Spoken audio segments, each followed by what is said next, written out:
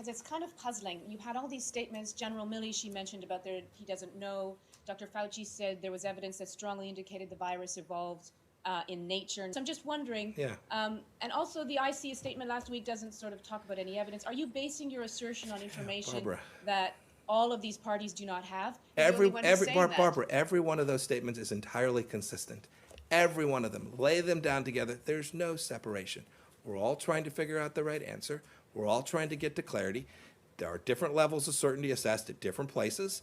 That's highly appropriate. People stare at data sets and come to different levels of confidence. Every one of us stares at this and knows the reality. The reality that this came from Wuhan. Every one of us stares at this situation and says, who can provide the answer to precisely where patient zero was from, where this actually came from? We all know who can unlock the keys to that. Every one of those leaders, whether it's Dr. Fauci or General Milley or myself or the president, we all know how to get to this answer. That's where the focus needs to be. It's where our focus is. But you said in multiple interviews on May 1st, April 30th, and other days, some version of, we don't know if the virus came from inside the lab in Wuhan. And then on Sunday, you said there's enormous evidence the virus came from inside the lab. Those are both true. So did the intelligence change over the weekend? Those statements are both true. They're entirely consistent.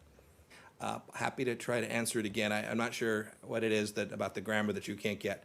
We don't have certainty, and there is significant evidence that this came from the laboratory. Those statements can both be true. I've made them both. Administration officials have made them. They're all true.